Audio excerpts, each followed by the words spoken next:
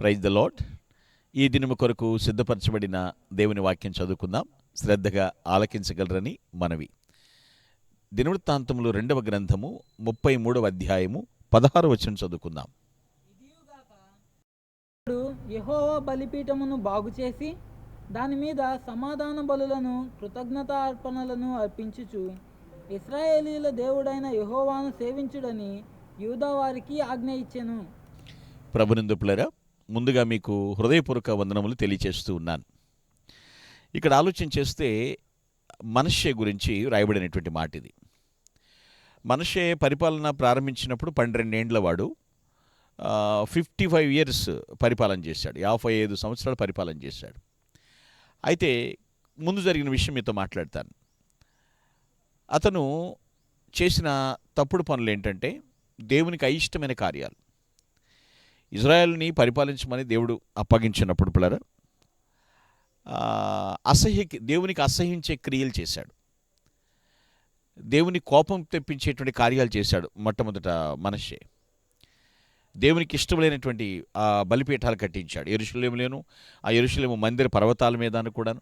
కారణం ఏంటంటే దేవుని మీద ఆధారపడకుండా ఇదంతా నాది కాబట్టి నేను టాలెంటెడ్, నాకు చాలా స్కిల్స్ ఉన్నాయి, బాగా జ్ఞానం ఉంది, ఆస్తి ఉంది, అంతస్తు ఉంది.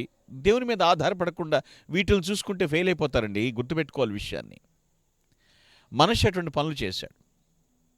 దేవుడు దెబ్బ కొడతాడు, తర్వాత పశ్చాత్తాపడతాడు, దేవుని సన్నిధికి వస్తాడు, బహుగా తగ్గించుకుంటాడు, రోధిస్తాడు. దేవుడు ఏం చేస్తాడు? ఇన్ని చేస్తే క్షమిస్తాడు. ఎందుకంటే పశ్చాత్తాపానికి మించిన ప్రాయశ్చిత్తం మరొకటి లేదు కదండి.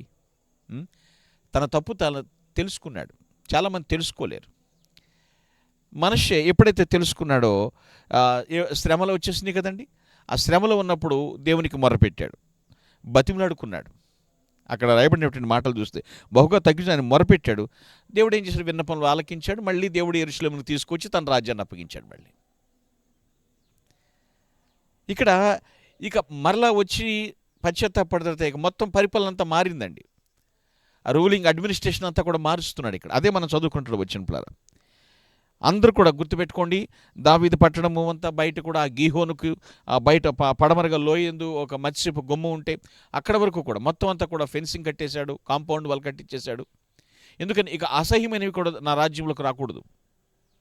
మార్పు చెందిన తర్వాత నీ హృదయం అనేటువంటి దాని చుట్టూ కూడా ఏం చేశారంటే ఫెన్సింగ్ ఉండాలి. ఎటువంటి అపవిత్రమైన నీ హృదయంలో ప్రవేశించకూడదు.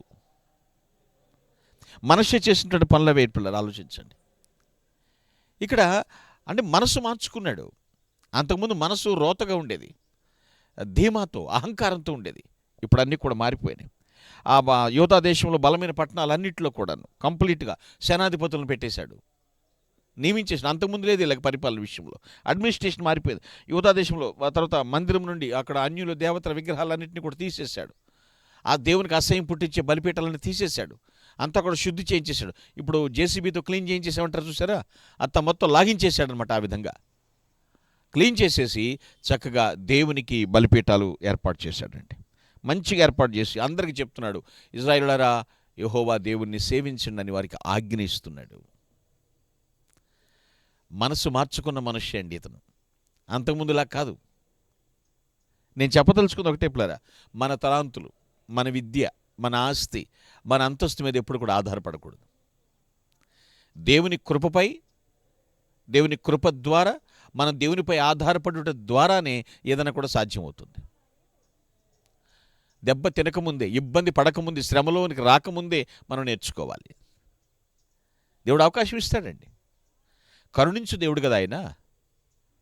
ఎస్, మనసు మార్చుకున్న మనష్షేని చూసి దేవుడు కూడా మెత్తబడ్డాడు. ఆయన కూడా వెంటనే ఇతని పశ్చాత్తాపాన్ని గుర్తించాడు, మార్పించాడు. పిల్లలు ఆలోచించాలి. అలా మనం మార్చుకున్నప్పుడు, ఆయనకి సరెండర్ అయిపోయినప్పుడు ఆయన సమస్తము చేయగలడు. ఏదైనా చేయగలడు అంటాను చూసారా, ఆయన సమస్తము చేయగలడు. అంటే మనం దేవుని హస్తంలో ఉండాలి. దేవుని హస్తంలో ఉండాలంటే ఏంటి? ఇక్కడ మనం పరిశీలన చేస్తే ఆయన చిత్తంలో మన జీవితం ఉండాలి. ఆయన చిత్తానుసారంగా, ఆయన ఇష్టానుసారంగా మన జీవితంగా ఉండాలి. అప్పుడు ఏమవుతుందో తెలుసా అండి, నిరంతర అభివృద్ధి చూస్తాం. మనం నిరంతరం కూడా అభివృద్ధి చెందుతాం.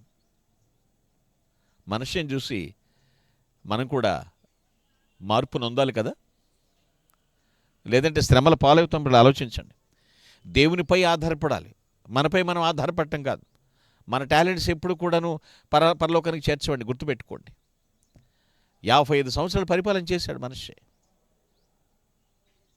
మనసులో ఒకవేళ మనస్సు మలినమైపోతే దాన్ని శుద్ధి చేసుకోవాలి, అప్పుడు పరిపాలన బాగుంటుంది. మన ఫ్యామిలీని సరిగా రూల్ చేస్తాము, సొసైటీలో మంచి ఇంప్రెషన్ సాధిస్తాము, మనకి పీస్ఫుల్గా ఎంజాయ్ చేయగలుగుతాం మన లైఫ్ని.